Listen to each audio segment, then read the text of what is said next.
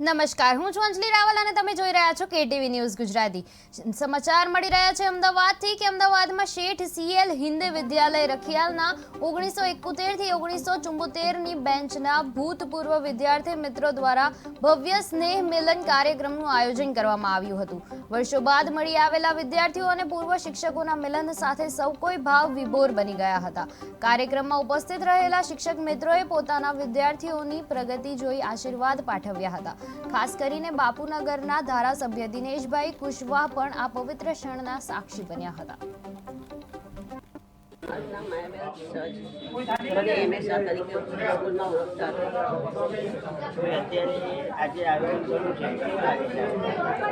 આજે 50 વર્ષ પછી આ જે આયોજન કર્યું છે એનો તો કોઈ મારા માટે સમજો નથી.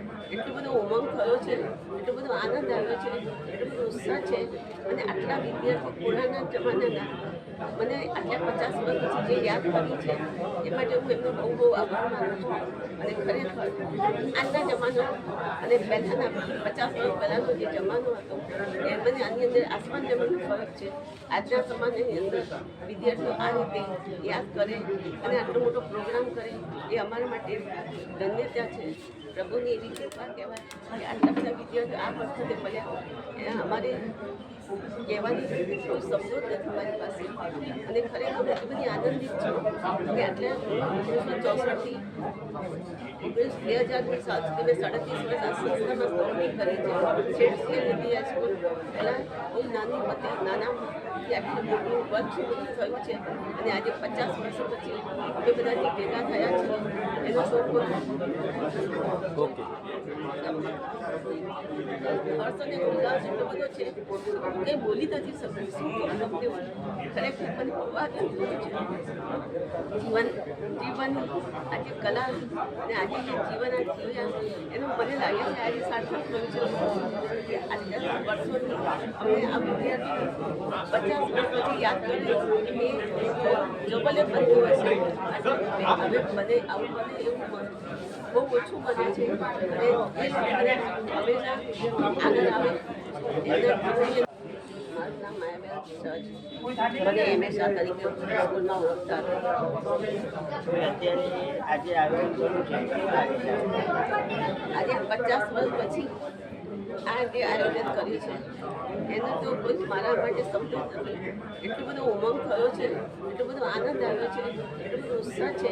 અને આટલા વિદ્યાર્થી પુરાના જમાનાના મને આટલા અને ખરેખર એટલી બધી આનંદિત છું. જીવન આજે કલા આશરે 50 વર્ષના સમયગાળા પછી શિષ્યો અને ગુરુઓનું મિલન થયું.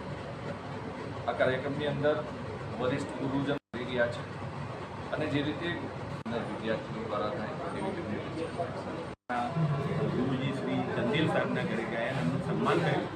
અને એના પછી અત્યારે અમારા પ્રોગ્રામમાં 6 શિક્ષકો હાજર છે. કાર્યક્રમ શરૂઆતથી લઈ અંદર સુધી ટૂંકમાં બી ઘણા લોકો એકબીજાને મળ્યા. એ તેમના માટે શેઠ સીએલ ઇન્ડિયા સ્કૂલના જે પૂર્વ વિદ્યાર્થીઓ છે 72ની બેચના જે લોકો છે એમનું આજે આ એક પ્રોગ્રામ હતું ગેટ ટુગેધર.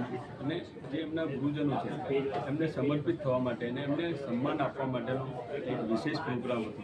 જે એમના ટાઈમે જે ટીચરો હતા એ બધા ટીચરોને બોલાવીને ગુરુ પૂર્ણિમાના દિવસે એ પ્રોગ્રામ સેટ થયો નહોતો. એના હિસાબે આજે આ પ્રોગ્રામ કર્યો છે. એટલે સૌ વિદ્યાર્થીઓ જેમણે આ પ્રોગ્રામ કર્યો છે એમને સૌને ખૂબ ખૂબ શુભકામના આપું છું.